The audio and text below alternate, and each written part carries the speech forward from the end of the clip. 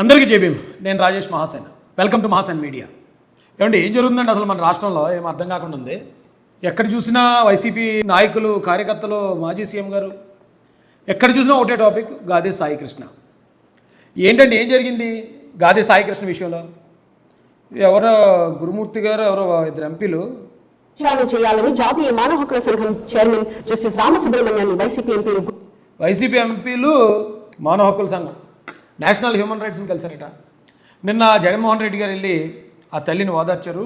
వెంటనే ఆయన రాజకీయం ఆయన ఎలా వాడుకోవాలి అలా మాట్లాడాడు.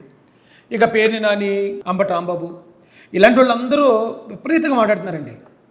అసలు ఏం జరిగింది సాయికృష్ణ విషయంలో? ఒకసారి అంటే జనరల్గా ఏం జరుగుతుందో ఊహించగలిగే కాస్త బుర్రన్న వాళ్ళకి విషయం ఏం జరిగిందో అర్థమైపోద్దండి. అంటే నా యాంగిల్కి నాకు ఏమర్థమైందో చెప్తాను. గాదే సాయికృష్ణ 25 సంవత్సరాల కుర్రాడు. అక్కడ విజయవాడలో కొన్ని గ్యాంగులుగా తయారయ్యారు కుర్రలు కొంతమంది. ఆ గ్యాంగుల మధ్యలో గ్యాంగ్ వార్లు జరుగుతూ ఉంటాయి. ఈ క్రమంలో కేసులు పడుతూ ఉంటాయి. అలాగే ఈ అబ్బాయి మీద కొన్ని కేసులు ఉన్నాయి. ఆ ఏం కేసులు ఏంటి అనేది ఇక ఈ మనకు ప్రస్తావన కూడా అనవసరం.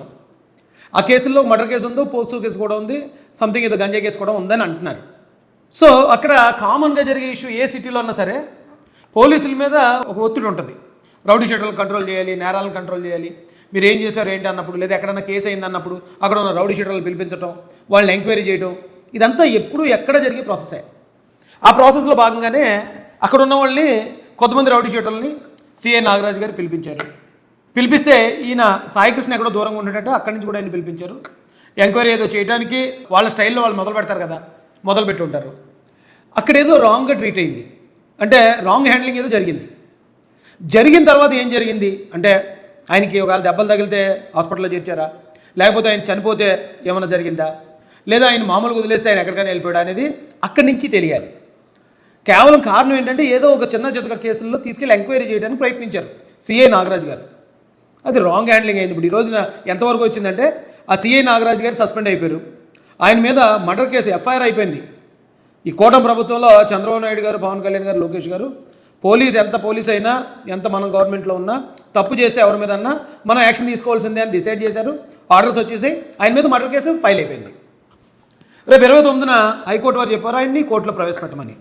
ఆ 29కి సీఏ నాగరాజు గారు ప్రవేశపెట్టగలిగితే ఓకే, ప్రవేశపెట్టలేకపోతే ఏం జరిగిందో చెప్పాలి, ఎంక్వైరీలో తేలాలి. ఒకవేళ ఈయనేమన్నా కనుక సాయికృష్ణని మిస్ హ్యాండిల్ చేసినా, ఆయన ప్రాణానికి ఏమన్నా నాగరాజు గారి వల్ల ప్రమాదం ఉన్నా మర్డర్ కేసులో జైలుకి వెళ్ళిపోతాడు.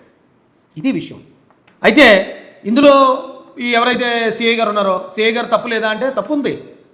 ఇప్పుడు వాళ్ళు ఎంతవరకు, వాళ్ళందరూ ఉద్యోగస్తులే. ఉద్యోగస్తుడు ఎంతవరకు ఉండాలి అంతవరకే ఉండాలి తప్ప అంతకు మించి వెళ్ళిపోవడం వల్ల ఇలాంటిది ఏదో ఎక్కడో చోట మిస్ఫైర్ అవుతుంది. వీళ్ళు 100 మంది రౌడీ షీటర్లను కౌన్సిలింగ్ ఇచ్చుంటారు. కౌన్సిలింగ్ అంటే నేను చెప్పేది ఆ అర్థమే, భయం చెప్పుంటారు. ఆ 100 మంది బాగానే ఉంటారు. ఈ ఒక్క విషయంలోనే ఇది మిస్ఫైర్ అయి ఉంటుంది. ఏమైంది? సిఐ నాగరాజు లైఫ్ ఖతం.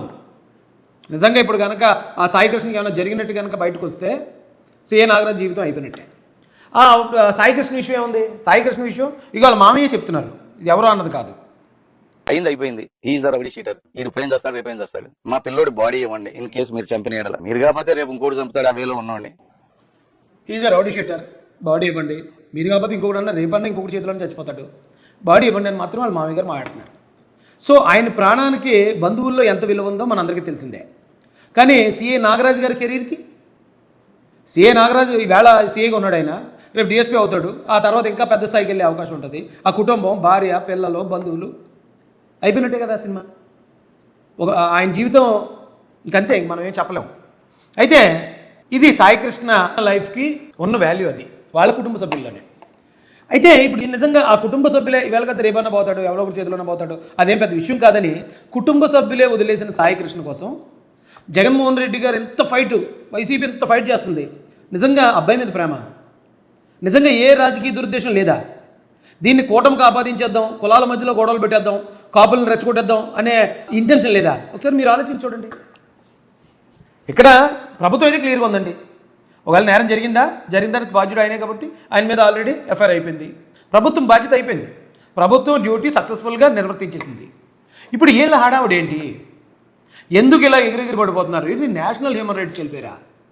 వైసీపీ పడుతున్న ఆ తాపత్రయం, ఆ తపన చూస్తుంటే ఒక అందుకు జాలేస్తుంది, మరొక అందుకు కొంచెం ఆందోళనగా కూడా ఉందండి. ఎందుకంటే వీళ్ళు ఎన్ని కుట్రలు, చిన్న విషయాలు కూడా ఎంత కుట్రలు ట్రై చేస్తున్నారు కదా. ఎక్కడో చోటు వీళ్ళు సక్సెస్ అయ్యారంటే ఈ రాష్ట్రంలో ఖచ్చితంగా కులాల ఘర్షణలు మతాల ఘర్షణలు జరుగుతాయి. పోలీస్ డిపార్ట్మెంట్ వీళ్ళ మీద మాత్రం నిఘా పెట్టాలండి. అది సార్ పరిస్థితి. ఉంటాను. జై భీమ్, జై భారత్, జై జయ మాసన, జై తెలుగుదేశం, జై చంద్రబాబు, జై జయ లోకేష్.